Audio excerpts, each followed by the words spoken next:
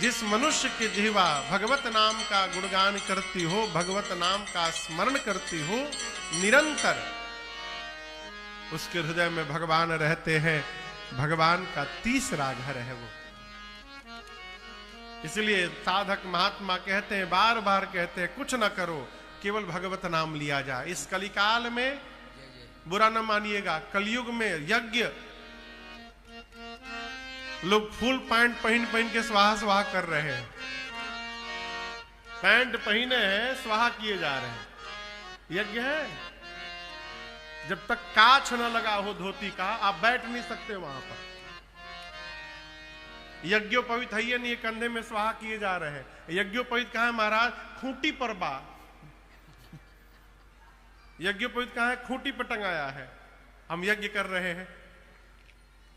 कहा गया है कि यदि आप व्रत कर रहे हैं, व्रत में है, और पकौड़ी सुंघाई पड़े और यदि जीभ में पानी निकल आया तो आपका व्रत खंडित हो गया।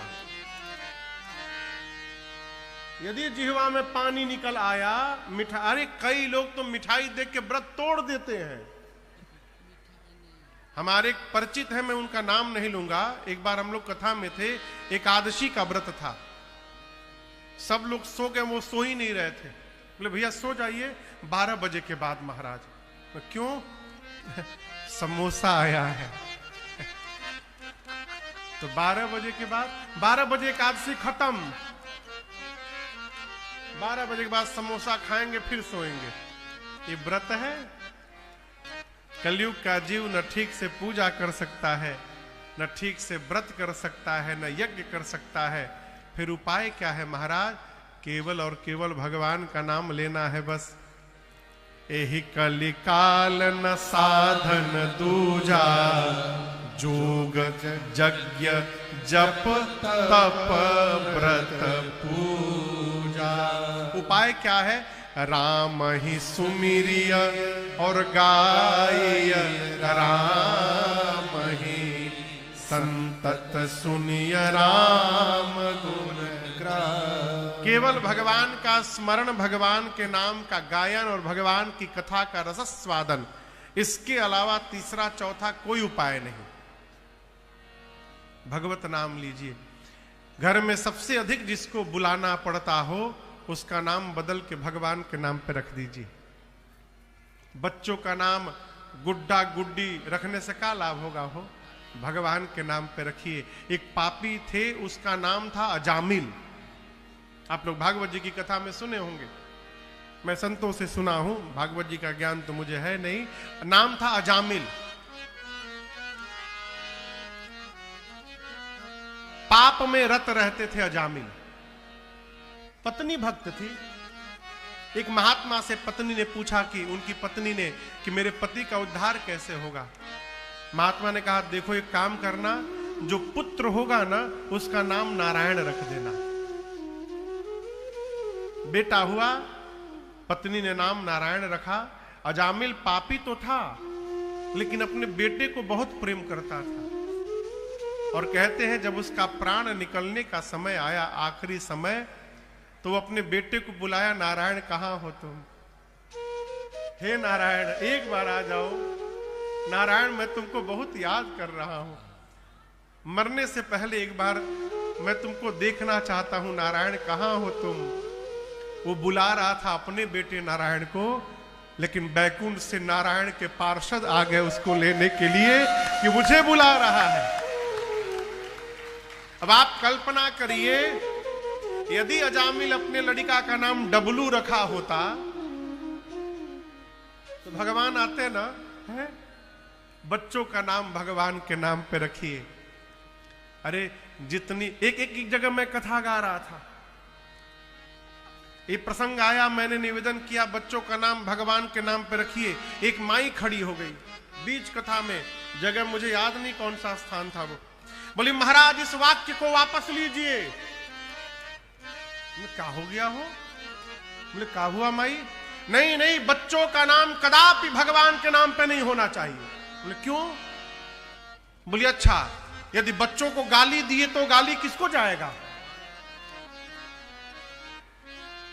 दूरदर्शिता देखिए माई की।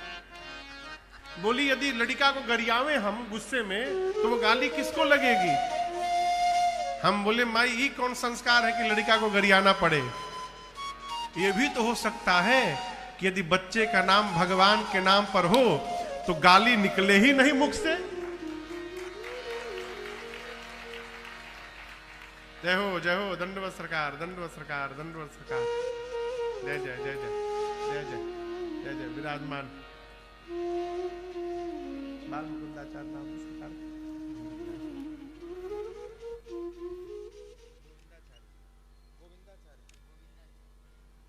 कहां बैठे सरकार? बिहार के आरा से आए पूज्य श्री गोविंदाचार्य जी महाराज, बहुत बहुत स्वागत आपका। यही साल है ना, मई में, इसी वर्ष मई के महीने में सरकार के स्थान पर कितने दिन की है वो? 5 दिवसीय 5 दिन का सत्र है। 5 दिन राम कथा महोत्सव हम और आप यज्ञ में रहेंगे सरकार के यहाँ। बहुत बहुत स्वागत सरकार, धन्यवाद।